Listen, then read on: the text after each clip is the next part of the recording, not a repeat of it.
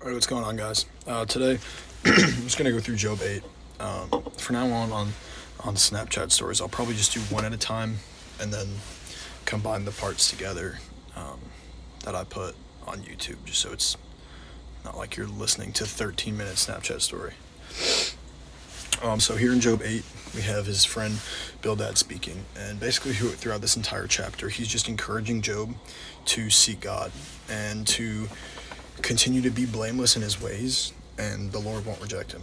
And the main message of this entire chapter is just, and basically the message of Job is just to seek God even in the worst of our sufferings, and even in the worst situations that we're in. And, he always supplies if you ask. So, I'm going to start with verse 2. How long will you say such things? Your words are a blustering wind. This is basically just like questioning the validity of what he's even saying, and because Joe's been kind of just like going all over the place because he's just scared, and this is just him kind of questioning that. Does God pervert justice? Does the Almighty pervert what is right? When your child sinned against him, he gave them over to the penalty of their sin. But if you will seek God earnestly and plead with the Almighty, if you are pure and upright, even now he will rouse himself on your behalf and restore you to your prosperous state. So this is basically saying, just like ask God for help. And, like we all sin, but ultimately we just have to ask God for forgiveness, and that's kind of all we can do. And it's kind of what Bildad is doing is he's approaching Job with love and empathy, and instead of just kind of slamming him down. And that's really something that we have to do to others when they're in a time of struggling. We can't act like we know all the answers, because we simply don't know the answers. But yeah, just gotta help them out in the best way possible. And then we go to 8.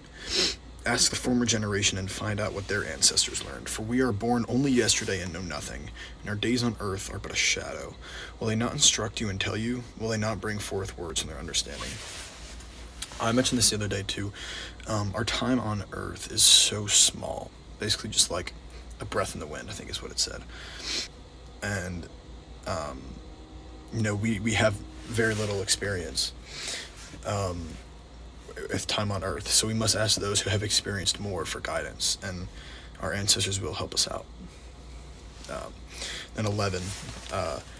Can papyrus grow tall where there is no marsh? Can reeds thrive without water? While still growing and uncut, they wither more quickly than grass. Such is the destiny of all who forget God. So perishes the hope of the godless. What they trust in is fragile. What they rely on is a spider's web. They lean on the web, but it gives way. They cling to it, but it doesn't hold on, because it's so weak. I mean, it's not a stable thing. They are like a well-watered plant in the sunshine, spreading its shoots over the garden. It entwines its roots around a pile of rocks, and looks for a place among the stones. But when it is torn from its spot, the place disowns it and says, I never saw you. Surely its life withers away. So this is basically talking about a relationship with God, and, trying to get there through stuff that isn't always right, or, saying that you have this faith in God and then continuously just forget him, and you don't praise him, you don't pray, like you're saying you're a child of God and just pay no attention to him. And it can be hard, and maintaining a relationship and always feeling like you're worthy of one. But, he's not afraid to talk to you, and you should never be afraid to talk to him, because he loves you, ultimately. And, one kind of example, because I thought of this also as like a success through unjust ways. And one example that I have for that, and that I thought it was like Lance Armstrong. He's like one of the greatest cyclists of all time. But it all fell down when he used performance-enhancing drugs. And that's that rock being taken away. Just everything being thrown out the window. And then 20 to 22 is the end. Surely God does not reject one who is blameless, or strengthen the hands of evildoers. He will yet fill your mouth with laughter and your lips with shouts of joy. Your enemies will be clothed in shame, and the tents of the wicked will be no more. And basically for this, I'm just saying the wicked don't endure. They will be punished. And the blameless and those who love and put faith in the Lord Almighty will be supplied by him, because he's always there for us. And, we just got to put all of our faith in him when we're struggling. And that's really all we can do, and just trust. We got Job 9 today. 9. Doing pretty good. Say we're about quarter way through, maybe less. Yeah, just under a quarter way. So let's get it. We left off, Bildad was talking to him. Go back to my notes in here. Just trying to encourage him and telling him to seek God even in the worst of it. So let me get started. He starts with, indeed, I know that this is true. But how can mere mortals prove their innocence before God? So talking about this is true. Bildad in chapter 8:20 says, surely God does not reject one who is blameless or strengthen the hands of evildoers. Fill your mouth with laughter and lips with shouts of joy. It's encouraging words. So he says, indeed, I know this is true, but how can mere mortals prove their innocence before God? Though they wished to dispute with him, they could not answer him, one time out of 1,000. His wisdom is profound, his power is vast. Who has resisted him and come out unscathed?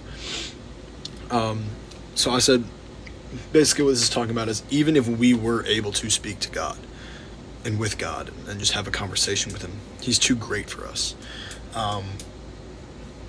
They wouldn't be able to get an answer out of him, because he's just the Almighty Lord, and his power and holiness is just something that no one can touch, and we can never experience in our lives on earth. And then we go to 5. He moves mountains without their knowing it, and overturns them in his anger. Shakes the earth from its place, makes its pillars tremble. He speaks to the sun and tells it not to shine. He seals off the light of the stars. He alone stretches out the heavens and treads on the waves of the sea. He's the maker of the Bear and Orion, the Pleiades and the constellations of the south. He performs wonders that cannot be fathomed, miracles that cannot be counted. So really he's just talking about his holiness and all the great things that he's done. Just how he can just move the mountains, and he put the stars in place. He aligned this world, and that's what he's talking about. He's the maker of the Bear and Orion, the Bear also known as Leo, even though I always thought it was a lion. But yeah. And then 11, when he passes me, I cannot see him. When he goes by, I can't perceive him. If he snatches away, who can stop him? Who can say to him, what are you doing? God does not restrain his anger. Even the cohorts of Rahab covered at his feet. So this is just kind of like, we can't see him, but he's there, and he's working all the time. We may not understand exactly what God is doing, but no matter what we do, we can ask, but we won't get a real answer. It's just faith and hope that what he's doing is right. And I mean, that's a big part of your relationship with the Lord, is just having that trust. And it's hard. It's not always easy. And I've talked about this before. It can be very difficult to put all your trust in something you don't see, but that's where faith comes in. And that's just where we have to be strong. 14. How then can I dispute with him? How can I find words to argue with him? Though I were innocent, I could not answer with him. I could only plead with my judge for mercy. Even if I summoned him and he responded, I do not believe he would give me a hearing. He would crush me with a storm and multiply my... He would not let me catch my breath, but would overwhelm me with misery. If it is a master of strength, he is mighty. And if it is a master of justice, who can challenge him? Even if I were innocent, my mouth would condemn me. If I were blameless, it would pronounce me guilty. So this is just a feeling of nothing but hopelessness and despair in the face of God. His wisdom is beyond human comprehension, and we just never know really what's going on. And we struggle to comprehend his reasoning for things, but we must maintain trust. And yes, these are all the works of the devil and Satan, and so that's another reason why he's just so confused, because he feels like the Lord is just pouring down on him time in and time out, and there's just nothing he can do about it. But in reality, it's Satan. And 21 and 22, in this one, although I am blameless, I have no concern for myself. I despise my own life. It is all the same. That is why I say he destroys both the blameless and the wicked. So we go back to the end of 8. It's talking about how the blameless, the righteousness are blameless. But Job feels that he did nothing, and he didn't. But he's kind of like hinting that he's losing that faith, that you can be as blameless as possible and still get struck down. And then I'm going to skip to 25, and it's him going back to what he said earlier last time he talked. It says, my days are swifter than a runner, that fly away without a glimpse of joy, skim past like boats of papyrus, like eagles swooping down on their prey. It just goes about how time is just flying by, and it just going. And then 27 hits deep again. If I say I will forget my complaint, I will change my expression and smile, I still dread all my sufferings, for I know you will not hold me innocent. Since I'm already found guilty, why should I struggle in vain? And, that's just a constant feeling of helplessness from Job. And we all feel that sometimes, like there's just nothing we can do. And we can try to forget the problems in our head, but they'll always come back. It's so hard to just forget about what's going on in life and the things that are burdening you, and just being able to let go. Because truly, just having this huge problem in your life and being like, oh, it is what it is, I'm gonna put it to the side, it can only last so long. You gotta fight what's going on in your head and just keep pushing. And 30, even if I washed myself with soap and my hands with cleansing powder, you would plunge me into a slime pit, so that even my clothes would detest me. And that's just the same thing, it's just helplessness. Like no matter what he does, he just feels detested. 32, he is not a mere mortal like me, that I might answer him, that we might confront each other in court. If only there was someone between us to mediate us, someone to bring us together, someone to remove God's rod from me, so that his terror would frighten me no more. Then I would speak up without fear of him. But as it stands now, I cannot. This is just like Job asking for help from someone because he doesn't know what to do. He feels so lost and so worried, and he just feels like God's hammering down on him, and he needs someone to help. And he's just not understanding his reasoning. And that can be us a lot of the time. And, people have problems in their life, and they will blame it on God. But a lot of the time, it's the will of others that destroy us. And, it's something we got to live with. And I just hope all of you on here that are listening know that if you're ever struggling, in need of help, have any questions about this, just need someone to pray for you, need someone to talk to, be there with you. I'm always here. And I know most of you guys know me, like personally, and a lot of you guys just have me at it on Snapchat or see me as someone on the side of the screen. But, I would love to talk and help you figure out whatever's going on. Plenty of people have been there for me in my past, and I don't know where I'd be without them. And if I can be a person to just help you out in the midst of whatever it is that's going on, I would love to be that person for you. I've had a good day, I guess. All right. Went to church with some friends this morning. Friend got baptized, which is really cool. And yeah. So here we are. Today I'm in Job 10. It's been a minute. I just got back last night from moving. Had to help my dad move back home in Signal. And it's been kind of a weird weekend. But yeah, nonetheless, let's get it. This is the second part of Job responding to his friend, Bildad. And yeah, so this is Job 10. Starts out with, I loathe my very life. Therefore, I will give free rein to my complaint and speak out in the bitterness of my soul. I say to God, do not declare me guilty, but tell me what charges you have against me. Does it please you to oppress me, to spurn the work of your hands, while you smile on the plans of the wicked? Do you have eyes of flesh? Do you see as a mortal sees? Are your days more like those of a mortal? Or your years like those of a strong man? That you must search out of my faults and probe after my sin. though you know that I am not guilty, and that no one can rescue me from your hand. So basically, this is him, like I said before. Bildad talked in chapter 8, and then Job responded to him in chapter 9, and now this is Job talking to God. So it starts out with just Job questioning God, and he doesn't really know what he's putting him through. He's like us, very similarly. We don't understand what God is doing or why he does the things he does. And we want to understand, and so does Job, but it's very difficult. And, we just got to pray, have faith, and just straight up trust that what's going on is the best. And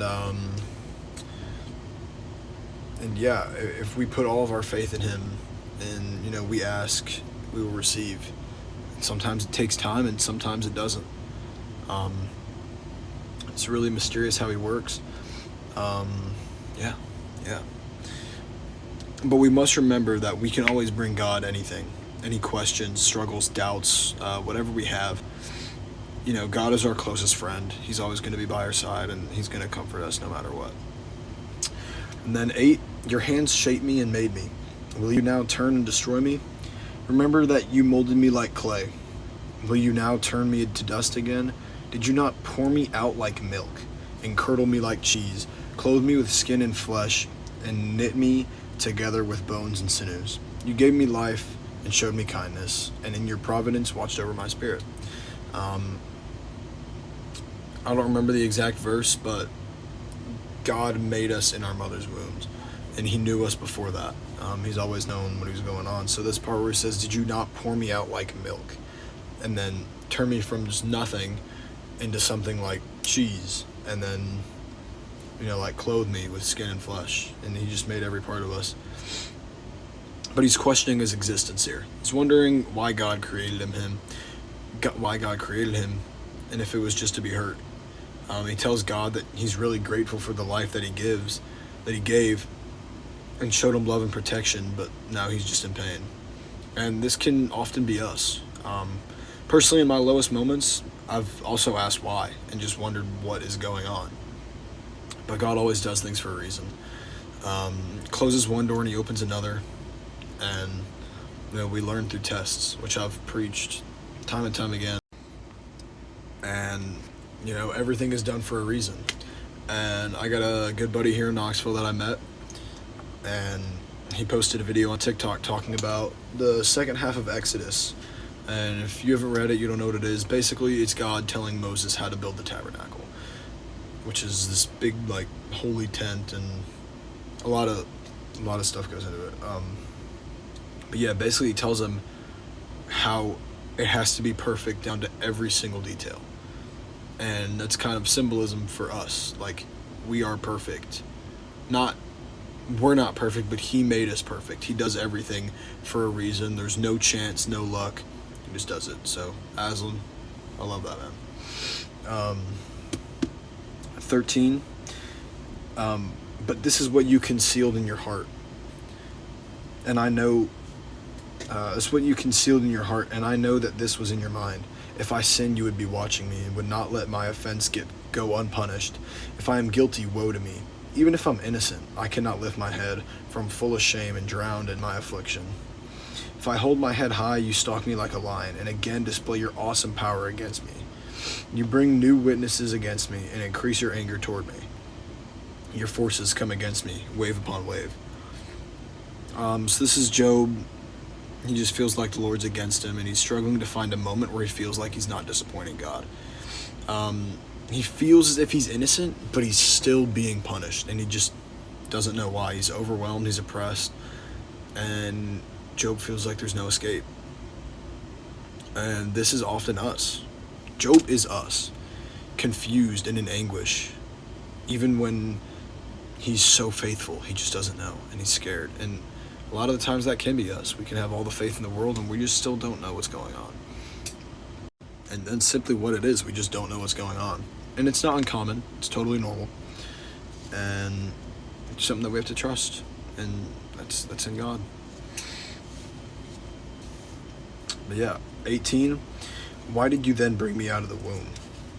I wish I had died before any eye even saw me. If only I had never come into being, or had been carried straight from the womb to the grave. Are not my few days almost over? Turn away from me, so I can have a moment's joy before I go to the place of no return, to the land of gloom and utter darkness, to the land of deepest night and utter darkness and disorder, where even the light is like darkness.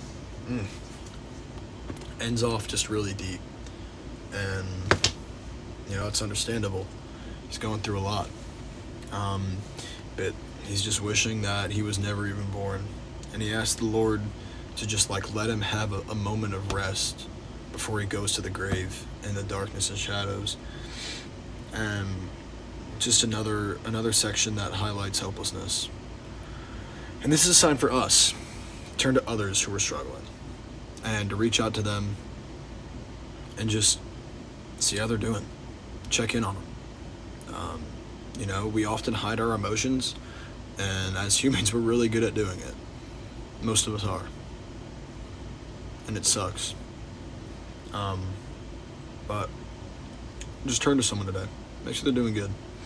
Just ask them how they're doing. And a final reminder, suffering is not a punishment. Job is not suffering because he's being punished. He's suffering to be taught a lesson. And often we see suffering as, a punishment. But it's not. It's God teaching us and helping us grow and helping us learn.